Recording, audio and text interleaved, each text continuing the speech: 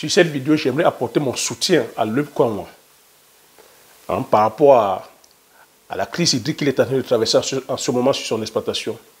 Donc j'aimerais que cette vidéo, qu'on puisse analyser ensemble ce que l'UPCOM est en train de traverser sur l'exploitation, les solutions qu'on pourra peut-être lui préconiser aussi, les enseignements que nous aussi, que toi tu pourras en tirer de ce que l'UPCOM est en train de vivre. Donc voilà ce que c'est au bout de la vidéo, enfin que je puisse partager avec toi ces différents éléments. Donc bonjour, bienvenue dans la communauté agripreneur visionnaire. Si tu me découvres pour la première fois, je m'appelle Thierry Toukou. Sur la chaîne, je parle d'élevage, je parle d'agriculture. Le but de la chaîne est ici enfin de valoriser et de vulgariser les produits africains. C'est créer la chaîne, c'est en fait de partager mes astuces techniques business, de partager mon mindset, afin de t'aider dans tes réalisations, soit dans tes futures réalisations. Donc si c'est les thématiques qui te parlent, n'hésite pas à t'abonner en appuyant sur le petit bouton rouge, en validant la cloche, afin de ne pas manquer plusieurs vidéos que diffuse la chaîne afin de t'aider. Si tu l'as aussi afin de t'aider, merci. Donc, sur la vidéo d'aujourd'hui, je reviens te dire que sur le cas très préoccupant de Loïc. Donc Loïc, tu sais que, si tu ne sais pas qui est Loïc, c'est Loïc Kanouan, sa chaîne porte son nom. C'est un agriculteur. Il est sur le domaine des céréales, précisément la spéculation maïs. C'est le leader en termes de culture de maïs. Il est sur une 60aine d'hectares de culture de maïs.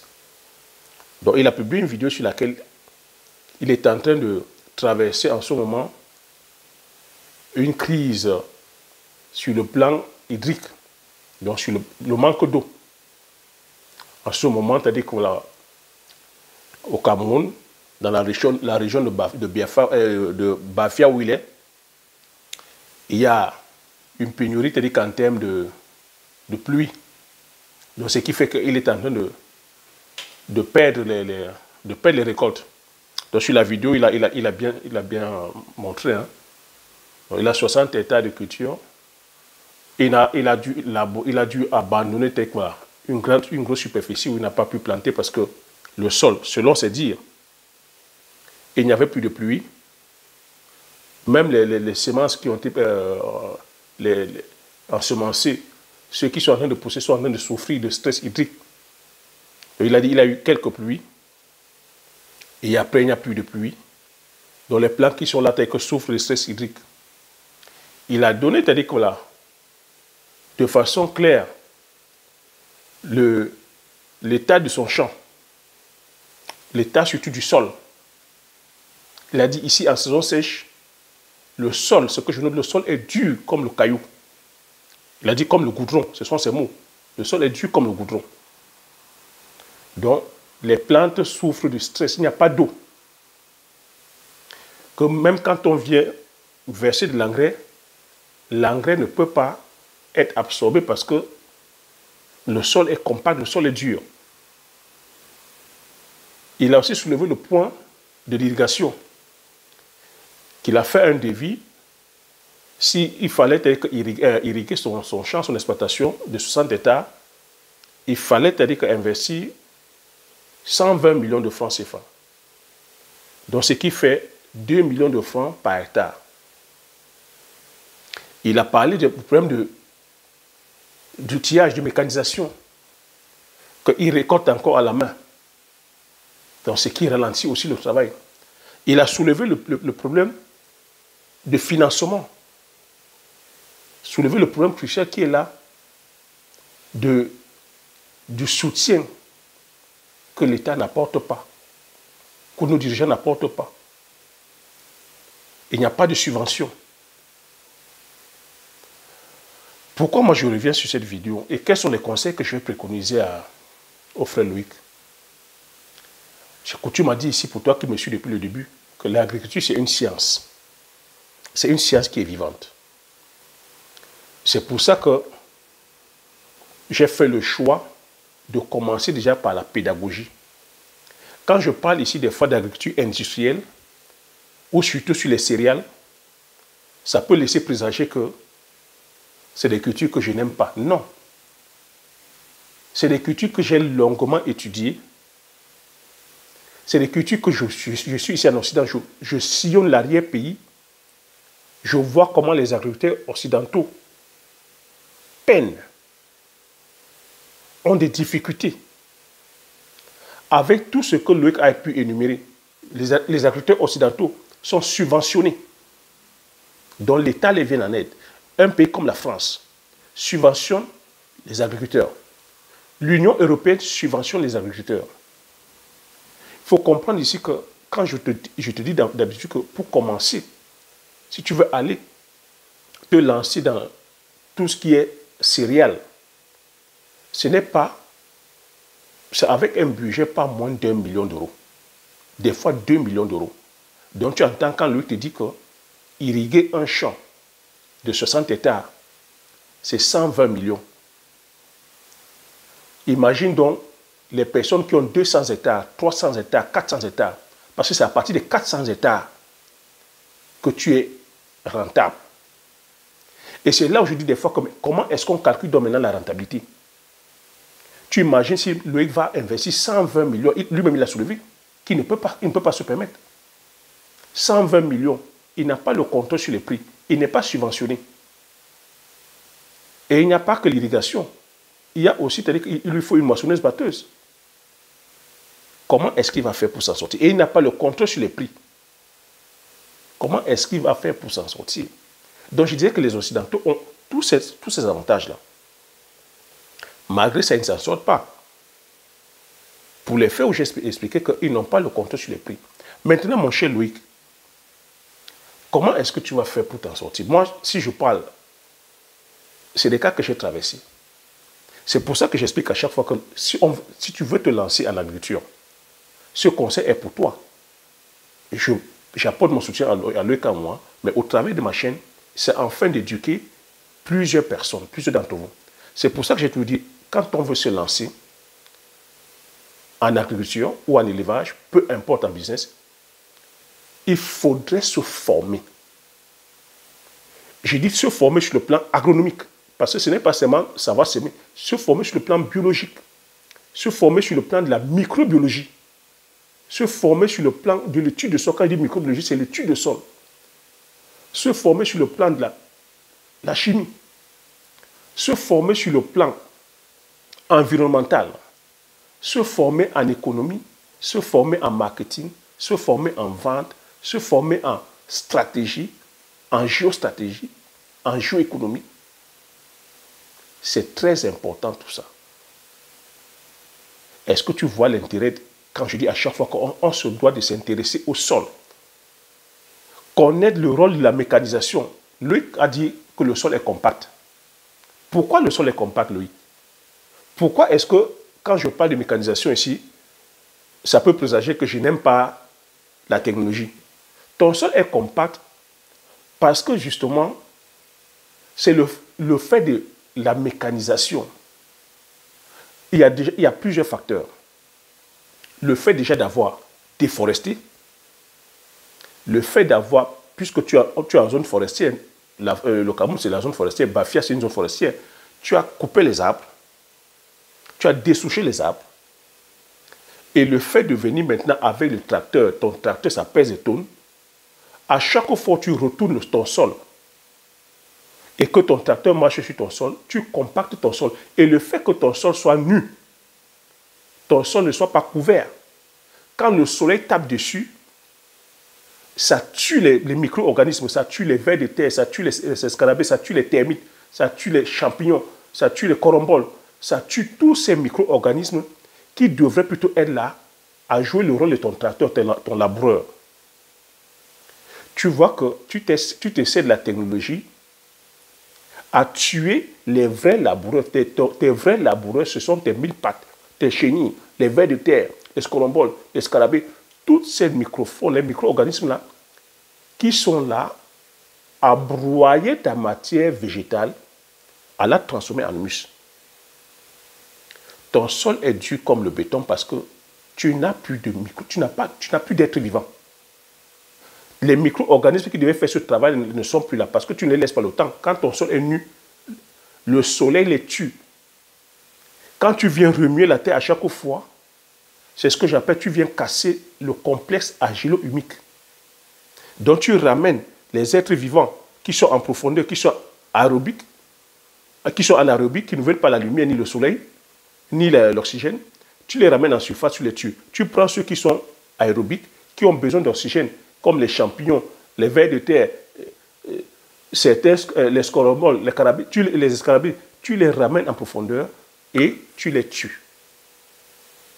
Donc tu vois que c'est quelque chose d'assez simple, mais que par la technologie, par le fait que oui, on veut aller faire une activité de seconde génération, on tue le système qui est là, qui est un système naturel. Moi, je vais te conseiller, mon cher Loïc, pour remédier à cela. Parce que oui, c'est coûteux d'aller irriguer de mettre 120 millions pour irriguer 60 hectares. Je sais de quoi tu parles. Parce que moi, j'ai traversé aussi ces difficultés avec la culture du poivrier, où j'ai perdu plus d'un hectare. Toujours par rapport aux mauvaises techniques culturelles. Mais j'ai pris ce courage-là d'aller me former. D'aller me former sur toutes ces techniques-là. Et je suis revenu, j'ai mis un système d'irrigation sur 5 hectares. Je sais le coût de ça. Je sais que ça coûte cher, mais on ne peut pas se passer de l'eau. On ne peut pas faire une agriculture sans eau. L'eau, c'est la pièce maîtresse sur l'agriculture. Une plante a besoin de l'eau impérativement, de l'air, de lumière, d'azote, parce que l'azote est déjà dans l'air. Je veux dire que l'azote est constitué, c'est-à-dire qu'il est dans l'air. A besoin des micro-éléments, des éléments qui sont en profondeur. Mais le fil conducteur de tout ça, c'est l'eau. Parce que sans eau, la plante ne pourra pas aller prélever, c'est-à-dire que, parce que la plante se nourrit par la sève. Donc ses racines ne pourront pas aller prélever de l'eau afin de nourrir la plante. C'est des choses qu'il faut savoir. Je vous ai raconté aussi l'histoire que l'industrie agricole, de la mécanisation a fait dans les années 1910 aux États-Unis d'Amérique, en zone de savane, au Texas, à Oklahoma, Nouvelle-Mexique, ils ont connu que cette crise-là, mon cher Loïc. Parce que ces zones de savane-là, il n'y avait pas d'arbres. Et c'est des zones comme ça où la pluviométrie aussi était faible. Mais on leur a conseillé d'aller planter, d'aller semer le maïs et du blé. Que le blé, c'est-à-dire que cette zone-là, c'est là où coule le lait et le miel. Qu'ils aient produit plutôt le blé. Ils ont connu la crise que tu es en train de traverser, là, mon cher Loïc. Ils sont arrivés les premières années, Dieu les a bénis, il y avait la pluie. Ils ont produit abondamment du blé. Ils ont fait comme ça 6 années où il y avait la pluie. Mais après, la nature a repris ses règnes. Plus de pluie. Ils ont commencé à accuser des catastrophes terribles, telles que tu es en train de citer la pluie. Sécheresse du sol, sol compact, levée de poussière, perte de matière organique. Le sable, ce n'est que le sable qui restait. Les poussières, je veux dire, la poussière allait à plus de 10 mètres de hauteur. Les maisons étaient ensevelies par le sable. Il y a eu des morts. Ces agriculteurs ont perdu comme ça tout le bien. Donc, mon cher Loïc, ce que tu es en train de traverser là, il faudrait qu'on prenne ça au sérieux. Il faudrait que les personnes aussi qui veulent aller investir sur le plan agricole se doivent d'intégrer que l'agriculture, c'est une science. Ce que tu dois faire, mon cher Loïc, c'est d'adopter aujourd'hui la technique sous couvert végétal. Je vais te conseiller de garder ton sol toujours couvert. Tu es en train de faire du maïs. Lorsque tu récoltes ton maïs, je vais te préconiser de couvrir ton sol. Tu achètes peut-être un rouleau faca ou soit même un gyrobroyeur. Tu broies les déchets, donc les résidus de maïs. Tu les laisses sur ton sol. Tu couvres ton sol. Tous les 60 hectares, tu couvres. C'est une technique même qui va t'empêcher d'investir, de dépenser les 120 millions sur le plan de l'irrigation. Ce que tu dois faire, c'est de commencer à nourrir ton sol, d'apporter la matière végétale, d'apporter du carbone à ton sol. Intéresse-toi plutôt maintenant à la microfaune de ton sol. Nourris les êtres vivants de ton sol parce que ce sont les escarabées, les scoramboles, les vers de terre, les fourmis. Tous ces acteurs-là, ce sont eux qui vont jouer le rôle de laboureurs. Nourris-les, eux, ils vont broyer cette matière végétale et la transformer en humus. Ça va faire que tu auras toujours un sol meuble et tu auras un sol frais. Donc, le soleil ne va pas taper directement sur ton sol. Ça va éviter que tu aies la compaction des sols. Ça va éviter que ton sol soit compacté. Parce que quand ton sol est compacté, même si tu viens irriguer, mon cher Loïc, l'eau ne va pas pénétrer. L'eau va ruisseler. Quand ton sol est compacté, même si tu viens verser les engrais, tu l'as très bien expliqué, ça ne va pas pénétrer, ça va s'évaporer. Voilà comment les agriculteurs dépensent de l'argent. Et après, on se pose la question que pourquoi est-ce que notre agriculture, l'agriculture ne rend pas riche nos paysans en Afrique? C'est parce qu'on manque la science. C'est parce que derrière nous ne sommes pas bien conseillés. Donc, commence à appliquer dès maintenant l'agriculture sous couvert végétal. Lorsque tu as fini de récolter ton maïs, les résidus, couvre ton sol avec, en sorte que le sol, les résidus fassent un effet tapis. Comme ça, ça va empêcher que le soleil, les rayons du soleil tapent directement le sol. Et ça va permettre à la microfaune de s'épanouir en dessous, de manger cette matière végétale-là et de la transformer cette fois-ci en humus, en bonne terre. Ça va faire que ton sol sera toujours comme du couscous, au lieu d'être comme du béton, comme tu as dit. Un bon sol, un sol riche, c'est un sol qui est comme le couscous. Quand ton sol commence à devenir comme du béton, ça veut dire que ton sol est en train de se minéraliser. Et quand ça se minéralise, ça veut dire que ton sol est en train de mourir, en fait, mon cher Loïc. Ce que tu es en train de vivre, ton sol est en train de mourir. Parce qu'un sol qui est dur comme du béton, c'est un sol qui se minéralise. Ça veut dire que tes bactéries, les bactéries ont déjà bouffé ton humus. Ce qui reste, c'est le béton. C'est pour ça que j'explique à chaque fois que les sols en Afrique, on n'a pas besoin de les perturber. On ne doit pas venir remuer le sol à chaque fois. Parce que chez nous en Afrique, nos sols sont, je vais dire, en activité. Les sols sont... Hein, nous sommes dans les zones, les zones tropicales, non? C'est-à-dire que c'est chaud et humide. Quand c'est chaud et humide, les bactéries sont en activité. Lorsque tu viens bouger le sol, gratter le sol, tu excites les bactéries. Et les bactéries vont faire quoi? Les bactéries vont venir bouffer plutôt la bonne terre et laisser le sable, donc te minéraliser ton sol. Et ça va rendre ton sol compact. Par contre, si tu viens enrichir ton sol à chaque fois avec de la matière végétale, la matière organique, tu as un poulailler, j'ai vu, tu as aussi une porcherie, ramène les déjections de tes porcs, dont le lisier et le lisier de porc, tu verses sur ta parcelle, ramène les fientes de poule, tu verses, va chercher même encore d'autres déjections, tu verses partout. Donc, apporte plutôt de la matière organique et la matière végétale à ton sol va te dire merci.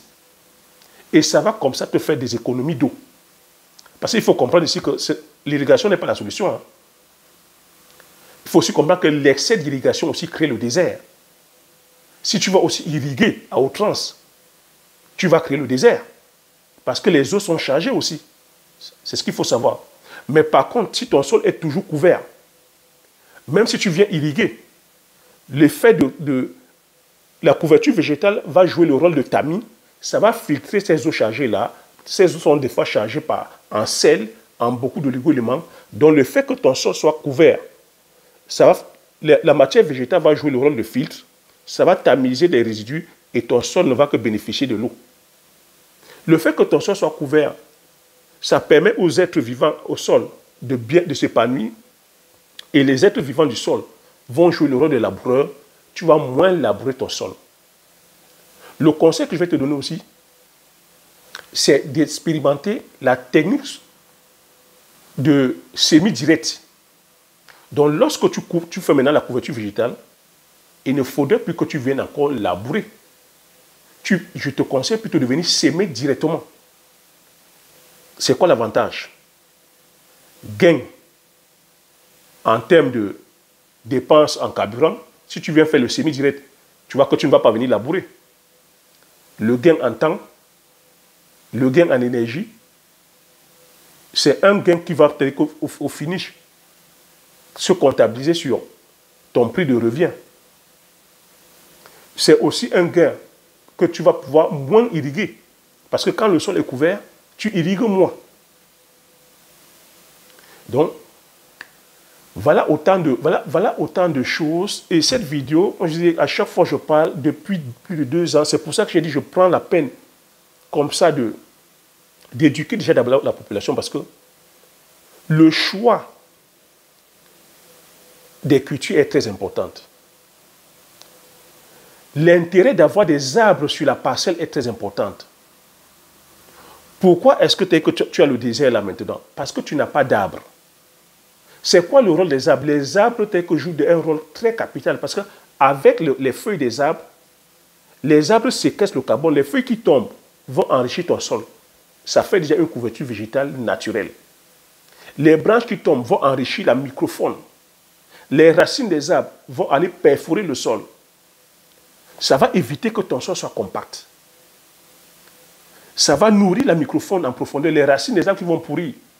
Les racines vont séquestrer le carbone. Tu vois, voilà autant de choses que quand on n'est pas informé, quand on va seulement comme ça, en disant que moi, ce qui manque en Afrique, c'est l'agriculture industrielle, c'est la mécanisation, il faut acheter les tracteurs, On peut acheter les tracteurs et finir pauvre. La vidéo que Luc a tournée, c'est de te dire, on peut être sur 100 hectares, on peut mécaniser. Si on n'est pas wise, on finit pauvre. C'est ce que j'explique ici, que les agriculteurs occidentaux, sur les domaines des céréales ici en Occident, ce sont eux qui se suicident. Parce qu'ils se retrouvent en train de dépenser énormément d'argent. Je dis pour commencer, pas moins de 2 millions d'euros. Et ils ne rentrent pas dans leurs frais. Aujourd'hui, ce sont les grands groupes, ce sont les investisseurs qui tiennent l'agriculture en Occident. Ce sont les fonds de pension qui viennent aujourd'hui financer, investir dans le domaine agricole. Quand c'est les fonds de pension, c'est les multimilliardaires. Ils peuvent se permettre d'avoir des superficies aujourd'hui de 5 000 hectares. Mais une seule personne aujourd'hui, en Occident, ne peut pas. C'est pour ça que beaucoup déposent bilan. C'est pour ça que beaucoup abandonnent. Parce qu'on les pousse à aller prendre de plus en plus de superficies énormes. Et quand on dit superficie énorme, ça veut dire qu'il faut beaucoup de mécanisation. Quand on dit superficie énorme, il faut irriguer. Tu ne peux pas faire les céréales sans eau. C'est pour ça que je dis à chaque fois, quelle est la rentabilité qu'on peut avoir? Quelle est la rentabilité qu'on espère avoir sans système d'irrigation? Mon cher Luc, voilà la contribution que j'apporte aussi, tel qu'à mon niveau. Tu as demandé de l'aide, voilà mon truc. Je dis, chez nous les agriculteurs, on a cette histoire, ce truc-là que quand on est bloqué, on demande.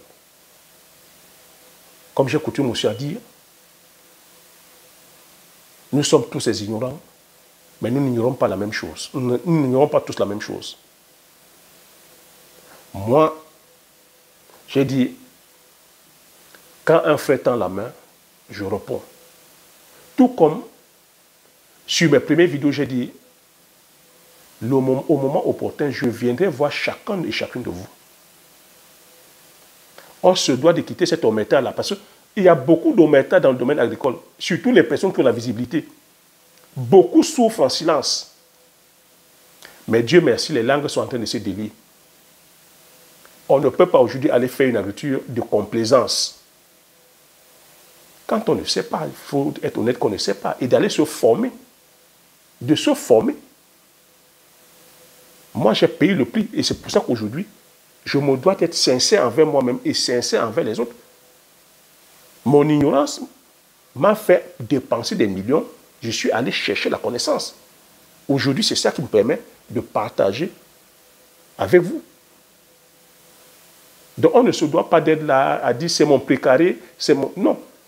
Si on veut faire évoluer l'agriculture en Afrique, on se doit de regarder ce qui est bien fait ici, de les prendre, de les ramener et d'adapter selon les contextes de chez nous en Afrique. Ce n'est pas d'aller faire le copier-coller. On n'a pas le même environnement, on n'a pas la même typologie de sol, et les engins qui sont conçus ici en Occident ne sont pas adaptés tels qu'à nos sols. Et vous voyez que lorsqu'on va utiliser les engins, même jusqu'à là, le pari n'est pas gagné. Même lorsque tu utilises les engins, sur certaines cultures comme les céréales, tu n'as pas le contrôle sur les prix. Tu n'as pas le contrôle. À chaque fois, je dis aussi sur la technologie. Tu n'as pas le contrôle sur la transformation. Tu vois qu'au finish, c'est l'agriculteur qui se retrouve encore démuni. Voilà le cri de cœur que Loïc Kanwa a lancé. Moi, je viens aussi en tant qu'agriculteur en soutien.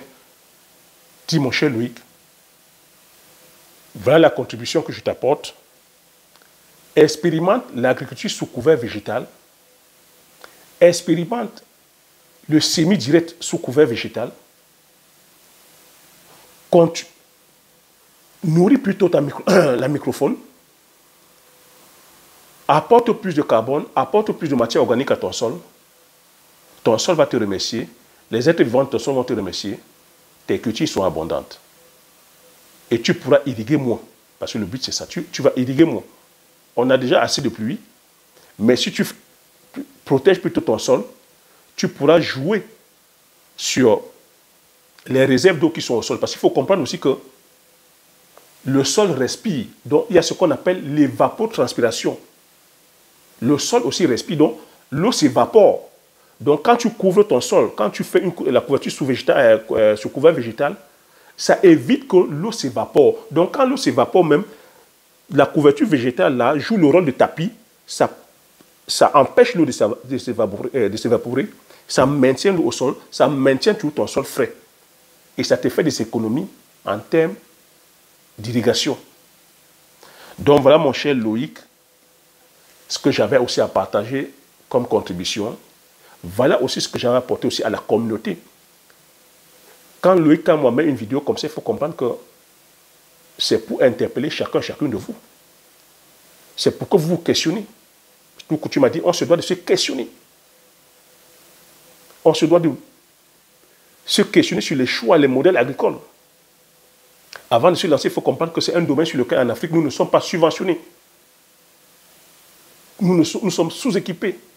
D'où le choix aujourd'hui de certaines cultures et de certaines techniques culturelles. Donc, voilà la contribution que j'ai aussi apportée sur la problématique que le frère Loïc Kanwa a soulevée. J'espère que vous avez passé un bon moment. J'espère que vous avez aimé l'analyse et l'échange que j'ai pu apporter.